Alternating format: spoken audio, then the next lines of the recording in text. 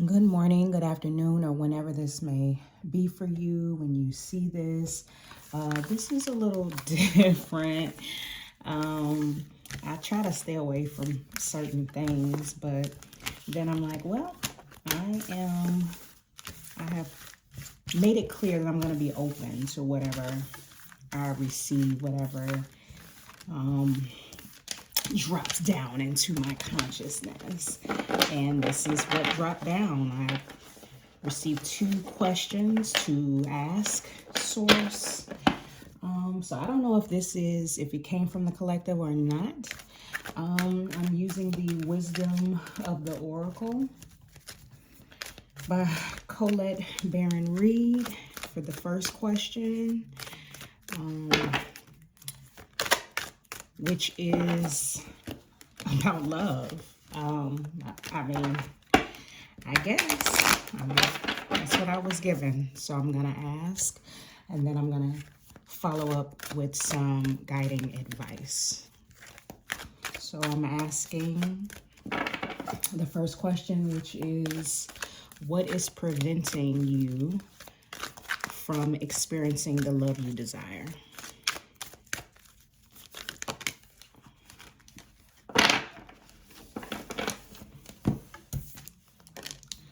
It is Unfinished Symphony in the reverse.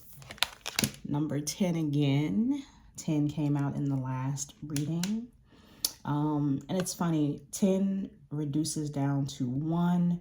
And yesterday, and actually leading up to today, like the last few days or within the last week, so many readings about the month of April, so many readings about this time of year, renewal, the beginning of things, the ending of things, and the beginning of new, whether it's in the world, a new regime, but in our individual lives, like a lot of newness, new timelines, things starting over. So I'm just pointing that out. But it says Unfinished Symphony, and these cards were designed to be read however they fall out. So I make sure to mix them up because she designed this to be able to, if you need a message of protection, it was designed this way so that you could receive that. So the reversals are messages of protection. And so I feel very much moved to read it, okay? So I'm gonna find it, read it, and here we go. You don't read any of the other messages. You go straight to the protection message, okay? When unfinished business casts a shadow over your life, it is a reminder that procrastination is a form of self-sabotage. It is not in your best interest to stall. Even stumbling forward is better than holding back. Don't overthink things or let yourself get distracted. Just tie up any loose ends and deliver the results. Don't quit before the finish line. Spirit wants you to win. So Spirit wants you to win in love, right? So you have some unfinished business, and this could be this could be with another person.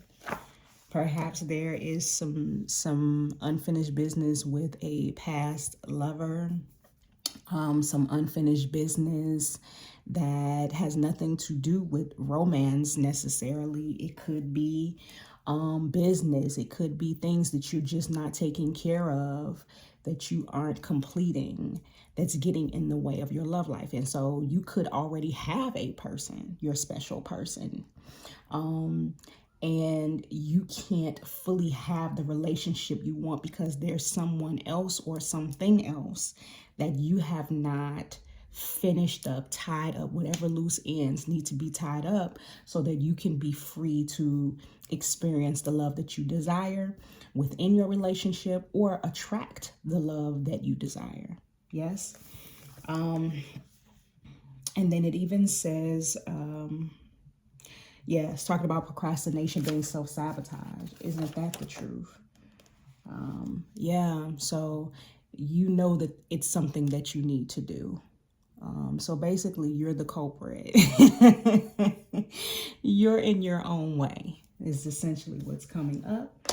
And so what I'm going to see is if the African Goddess Rising deck can give us some advice on what we need to do to move forward, right? What's the advice on how to handle this? What else do we need to be aware of as we tie up loose ends, as we stop putting off what needs to be put off?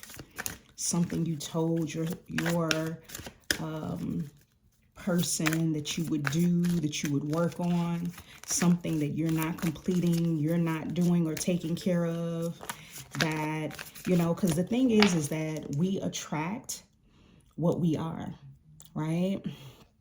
And so you can't fully expect, like, we'll want all the things, but we won't make sure that we're all the things, right? And we'll put off what we need to do to get to the level of being and doing and operating, right? And being in that energy so that you can attract that person that's being and doing the things that you would want them to be being and doing. Basically, how you would want them to show up, right? So perhaps you're putting that off as well.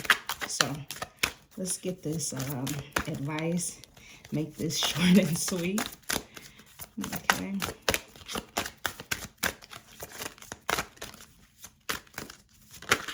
All right. Grounding. Interesting.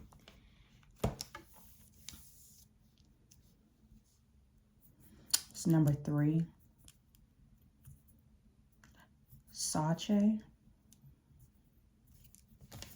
with grounding. Let me see how this is going to relate real quick.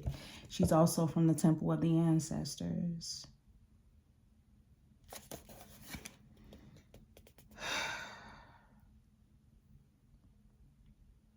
So she was,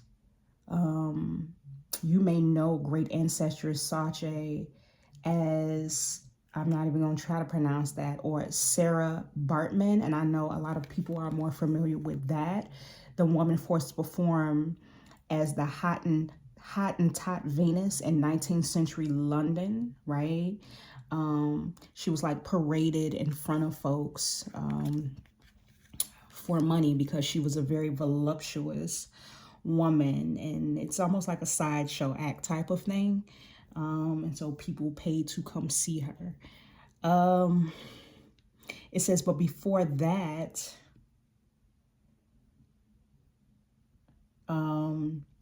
okay, she was a Cocahoan girl in South Africa who deserved better. Don't come for me, y'all, with the pronunciations. But yeah, it's basically saying that before she was taken and forced to perform and demeaned and demoralized, she was just a young girl who definitely deserved better. So it talks about protecting your magic. Your heart is your own. Your body is your own. Your mind is yours. Your truth and story are your own. Be rooted in your truth. Create healthy boundaries. Your energy is unsteady. You're being told to breathe. Come into the present. Say out loud, I am here. Trauma, stress, overwhelm, anxiety, and fear disconnect you from your body. Grounding keeps you present. When you feel rootless or unsettled, come back to your breath. Meditation and breath work are grounding. Try earthing, connecting your feet to soil. Free writing, clapping, stomping, and rubbing your hands together are all grounding. I'm firmly planted and deeply rooted. Yeah. And you have to be, it says to be rooted in your truth. And so it's really about being fully present, right? Being fully present in your body, being fully connected mind, body, and soul, being honest with yourself, right? About how you're showing up, how you're not showing up. Are you betraying yourself? Are you being honest with yourself, right? About who you are and how you're showing up in the world, how you're showing up in relationships. Are you even ready for a relationship? right? Because again, are you being and doing and presenting in a way that would attract the love that you would want? Are you showing up in your current relationship, if you're in one, right, in a way where you can even feel good about expecting whatever it is that you want from your partner, right? Because everyone in our life is a reflection of us, right? So whomever you attract in, if you're single, understand that if it's off, if it's not on point, if it's, that person is going to show that to you. They're letting you know that there's something that you still have going on that allowed you to even attract them in the first place, right? And if you keep finding that out over and over again, then there's some deeper work that needs to happen. And in order for that to happen, you got to get real. You got to be connected. You got to be honest.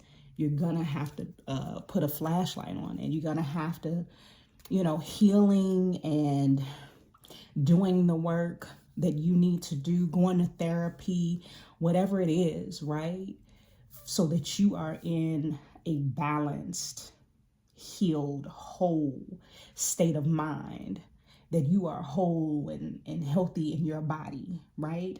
That you are spiritually sound, right? Because if you really want this amazing love that is peaceful and loving and gentle and that holds you and that, right, strengthens you and all the things that pours into you, right? That love is being poured into by two people. Okay. And so you want both parties to be as healthy and stable and grounding. Like, people want love, but love doesn't just, how do I want to say this? I'm not trying to say that love doesn't exist without us, but you can't experience it without it coming through something, if that makes sense, right? Love itself exists. It simply is. But how do you fully experience love? Where is it coming from, right? It's coming from within you, first of all, right? But then it's also, you can then, based on how healthy you are, will determine the level and quality of love you will be able to experience from someone else. The level and quality of love you will attract and be able to experience. I hope all of this is making sense. So,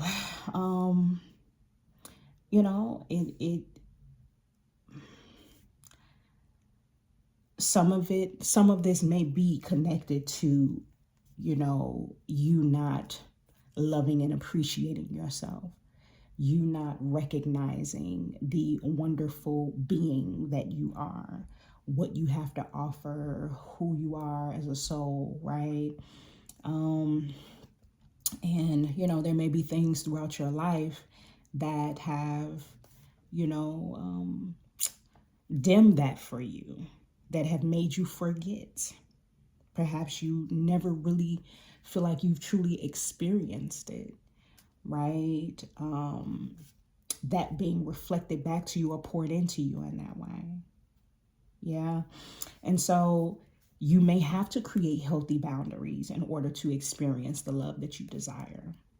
You may have to love on you, know what you deserve, honor you, create healthy boundaries in order for you truly to experience the love. Because sometimes we feel like if we just give, if we just love freely and hard and they see it, right? How could you not love me when I love you so hard and I show up in the way that I show up? And what is it? Like, I don't understand, like, why this person, no matter what I do or how hard I go. And I know I hear a lot of women saying this, right? That this person just can't see it. They don't respect it. They don't appreciate it or whatever, right? And so it's something wrong with them, right?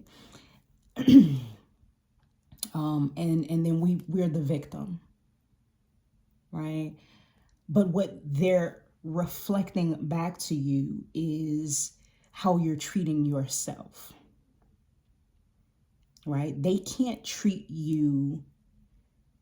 Their treatment of you is a reflection of how you're treating yourself, right? An abuser needs an abusee, right? There can't be a crime without a victim.